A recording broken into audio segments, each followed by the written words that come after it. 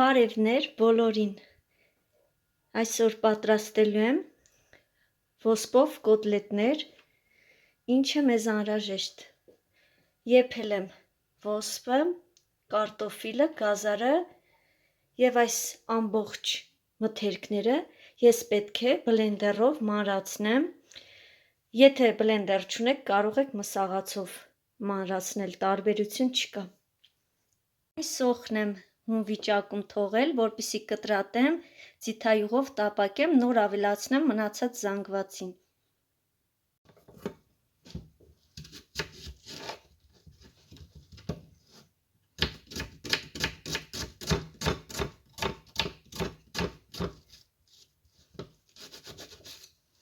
Այսպես շատ մանր կկտրատենք սոխը,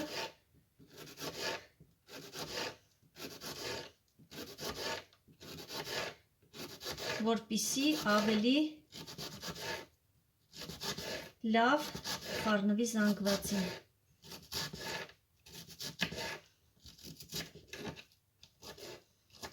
Կարող եք ծյորկայով անցկացնել, կարող եք սա նույնպես բլենդերով հարել, ոնց ձեզ հարմար կլինի, ես նախընտրեցի կտրատեմ։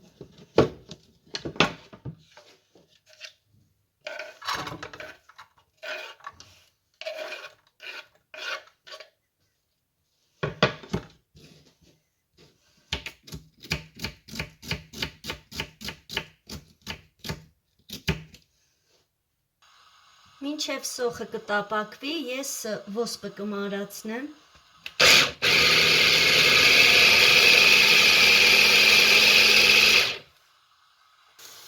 Մանրացրեցի, վերջացրեցի, այսպիսի տեսք ունի, վերջում նոր կխառնեմ, հիմա կանաչին կկտրատեմ։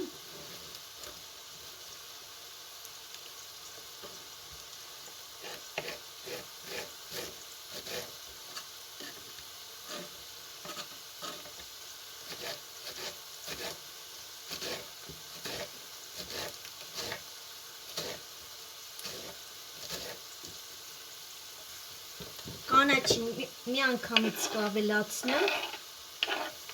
քանի որ սոխը նույնպես պատրաստ է, արդեն տապակվել է, ավելացնում եմ 50 գրամ պաքսիմատ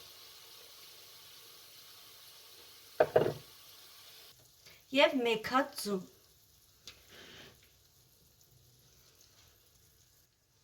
Հիմա համեմունքներից ինչ եմ ավելացնում,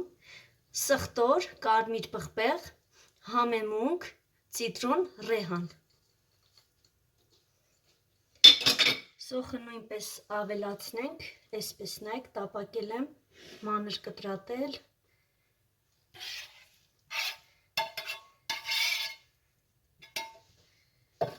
Եվ լավ խառնում ենք։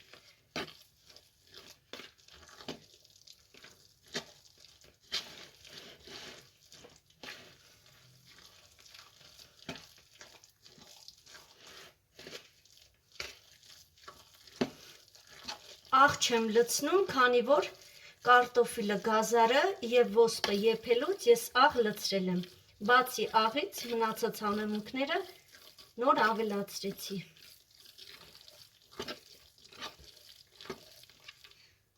Խառնեցի, վերջացրեցի, հիմա արդեն կոտլետները կպատրաստեմ։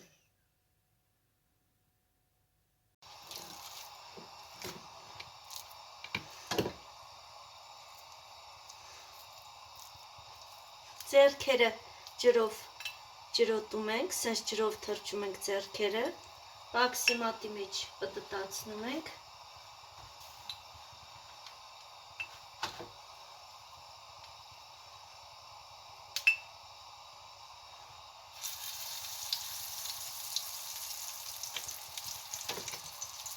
Ու շարունակում ենք մնացածը, նորից ձեռքերը թրջում ենք ջրի մեջ։ Եթե ինչ-որ մեկի մոտ լավ չի ստացվի, կփշրվի, կպչուն չի լինի, մի քիչ ալյուր ավելացրեք։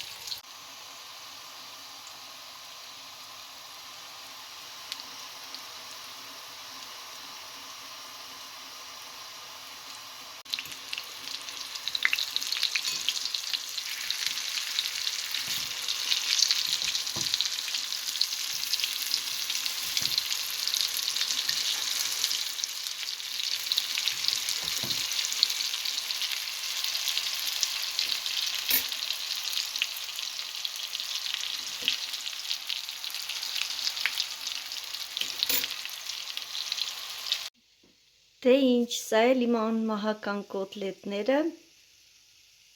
Գնացեք դուք էլ պատրաստեք և չմոռանաք վերջում անպայման լայքեք և բաժանորդագրվեք։